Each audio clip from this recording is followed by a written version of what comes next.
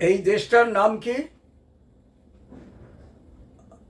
India. সংবিধান অনুযায়ী India, that is Bharat.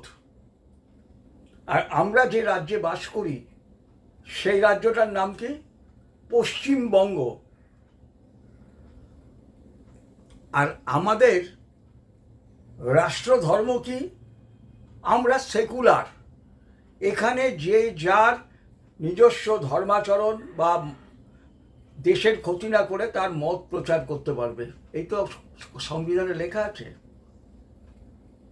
তো এই যে 26-এর নির্বাচন হচ্ছে, সেই 26-এর নির্বাচনে তারকেশ্বর মানে বাবা শিবের যে জায়গা, যেখানে প্রত্যেক বছর শ্রাবণী পূর্ণিমাতে সব জল ঢালতে যায়, সেই তারকেশ্বরে বিজেপি প্রার্থী সন্তু পান, সেই সন্তু পান একটা মন্দিরে গেছেন পুজো দিতে। আর সেই মন্দিরে পুজো দিতে গিয়ে দেখুন কি হচ্ছে। আমাকে মন্দিরে পুজো দিতে বাধা দিচ্ছে। এনার নাম কি? এনার নাম কি? এনার নাম কি? নাসির। নাসির, এই নাসিরকে দেখুন, নাসির আলী মন্দিরে পুজো দিতে বাধা দিচ্ছে। আমি মন্দিরে পুজো দিতে এসেছি, নাসির বারণ করছে। 50,000 টাকা চাইছে। কেন দেবো? আমি হিন্দু সনাতনী। নাসির ঠিক করবে? নাসির তুমি ঠিক করবে? ও নাসির তুমি ঠিক করবে আমি মন্দিরে আসবো কিনা?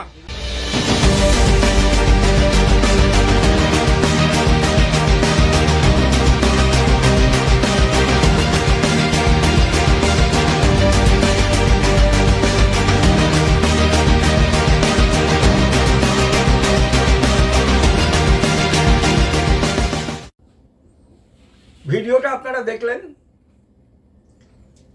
আমাদের তারকেশ্বর বাবা শিবের পীঠস্থান, যেটাকে বলা হয় অত্যন্ত পুণ্যের জায়গা, সেই তারকেশ্বরের প্রার্থী সন্তু পান, বিজেপির প্রার্থী, তিনি তার ধর্মবিশ্বাস অনুযায়ী ওখানে পুজো দিতে গেছেন। আর ওখানে দেখছেন কি হচ্ছে না, নাসির আলী বলে একটি মুসলমান তাকে বাধা দিচ্ছে যে 50,000 টাকা না দিলে তোমাকে পুজো দিতে দেবো না। এই দেশটার নাম ভারত। কেউ কেউ আবার ব্যঙ্গ করে এটাকে ভারতবর্ষ বলে, যদিও 47 সালে ভারতবর্ষ শেষ হয়ে গেছে।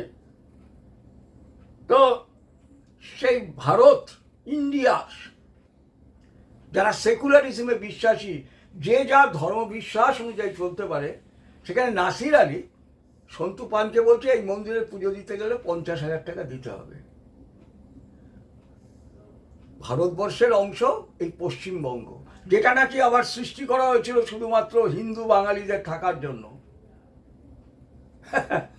হাসি পাচ্ছে। What is going on?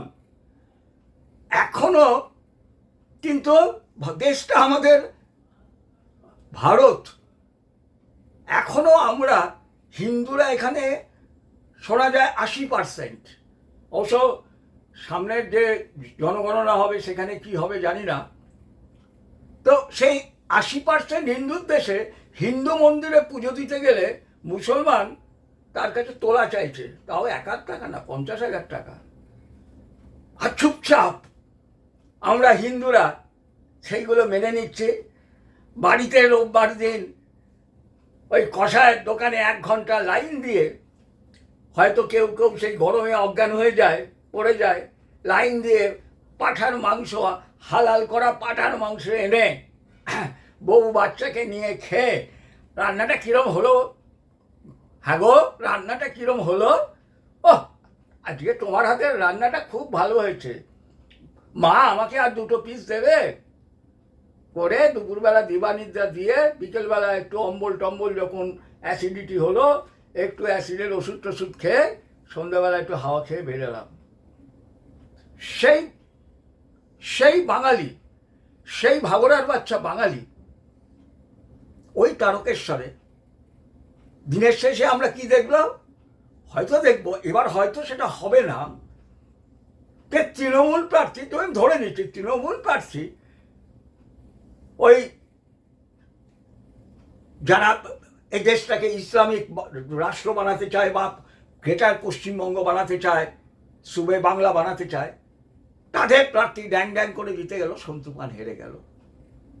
R vote দিল কারা? ভাগড়ার বাচ্চা হিন্দুরা, বাঙালিরা। হায় রে, সত্যি সেলুকাস, কি বিচিত্র এই দেশ, কি বিচিত্র এই দেশ। ব্যাপারটা এইখানে কিন্তু শেষ হচ্ছে না। এবারে আমি আপনাদের ওই মিনি পাকিস্তান যেখানে, ওইখানকার আরেকটা ভিডিও দেখাবো। সেই ভিডিওটা দেখলে আপনারা খুব আনন্দ পাবেন, বুঝলেন? আগে সেই ভিডিওটা দেখে একটু আনন্দ উপভোগ করুন। सबसे पहला बात, हम लोग टीएमसी कार्यकर्ता है। अच्छा, कोलकाता पोर्ट ट्रस्ट में रहता है। नाम सलीम हुसैन सिद्दीकी है। कलकत्ता में हम लोग का जैसा आदमी है जो ममता बनर्जी का होकर लड़ेगा। हम तो हाथ पकड़ रहे हैं, अगर मेरा बस चले तो कर देगा बेटा लोग का। कैसा हाथ पकड़ रहे। টিএমসি কার্যকর্তা সেলিম হোসেন সিদ্দিকী, জায়গাগুলো কিন্তু সব মিলে যাচ্ছে, নামগুলো সব মিলে যাচ্ছে। সেই সেলিম হোসেন সিদ্দিকী কি বলছে? ভোট বাধা দিলে হাত তো কাটবই, গর্দান भी কাট লেগা। গর্দান কাটাটা ওদের কাছে কোনো বিষয় নয়। যারা ওই পাঠা বা গরুর মাথাটাকে ধরে 2.5 ফুট রোজ 50, 100, 1000, 10,000, 20,000 করছে, তাদের কাছে একটা ওই মানুষ তো গর্দান কাটাটা তো কোনো ব্যাপারই নয়, গর্দান কাটা ব্যাপারই নয়। কি অম্লান বদনে বলে গেল, গর্দান भी কাট লেঙ্গে। নো অ্যাকশন, কোনো অ্যাকশন নেই। কি করে ওই লোকটা বাইরে আছে? আর এই কথাটা যদি আমি বলতাম, এক্ষুনি পুলিশ, এক্ষুনি জায়গায় যেত, প্যাঁ প্যাঁ করে পুলিশ এসে যেত, বলো জ্যোতির্ময় বাবু বাড়ি আছো হে, বলে আমাকে ধরে নিয়ে চলে যেত।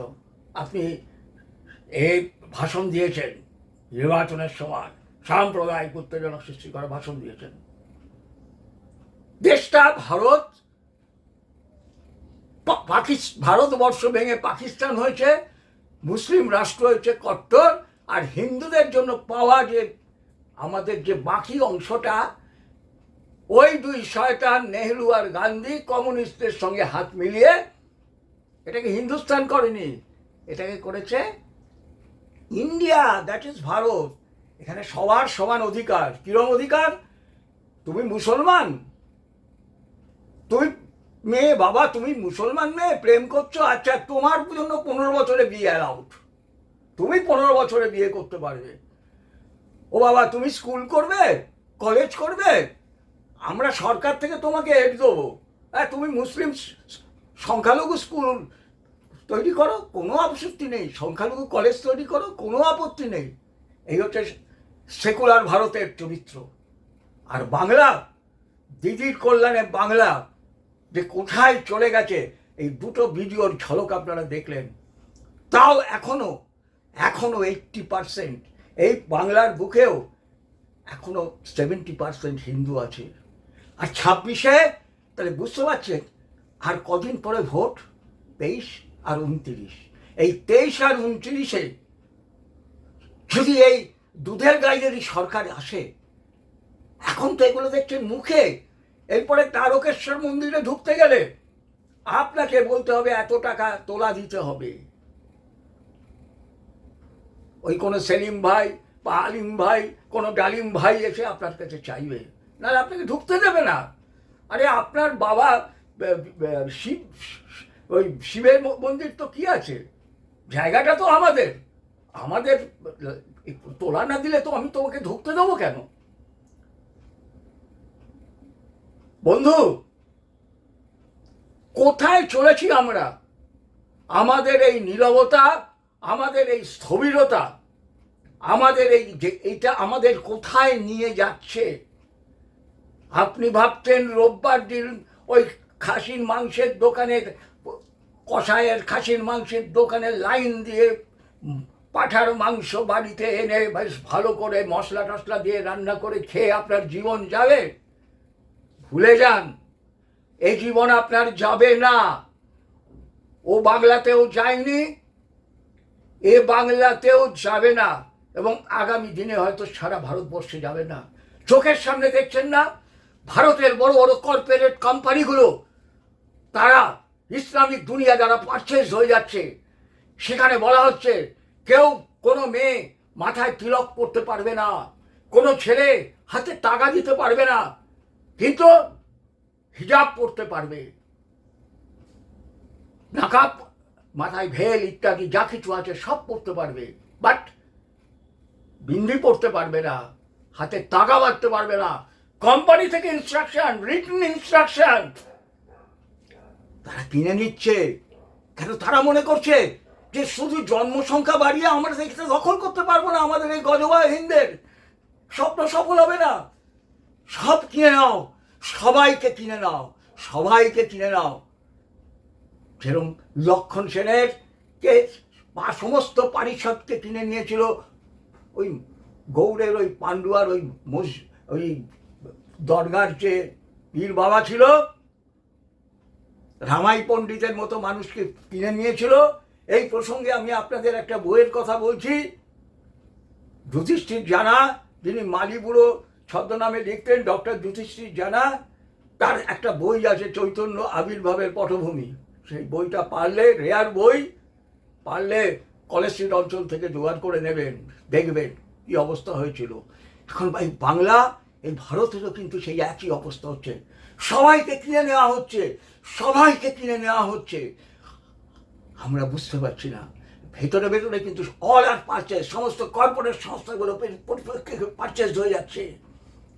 আর এইখানে হিন্দু মন্দিরে প্রবেশ করবে, তার জন্য প্রার্থীকে ওপেনলি বলছে 50,000 টাকা দিতে হবে, তাহলে মন্দিরে ঢুকতে পারবে।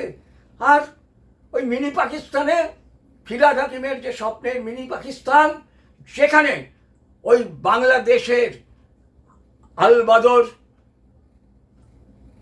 রাজাকার, বিহারি মুসলমান যারা পাকিস্তানে চলে গেছিল এবং পূর্ব পাকিস্তানে হিন্দুদের ওপরে, হিন্দু নারীদের ওপরে অকথ্য অত্যাচার করেছিল, পরবর্তীকালে তারা এসে ওইখানে আশ্রয় নিয়েছে। জ্যোতি বসু এবং কলিমুদ্দিন শামসের কল্যাণে ওই গার্ডেন নিচে কারা থাকে? সব আলবাদর, রাজাকার।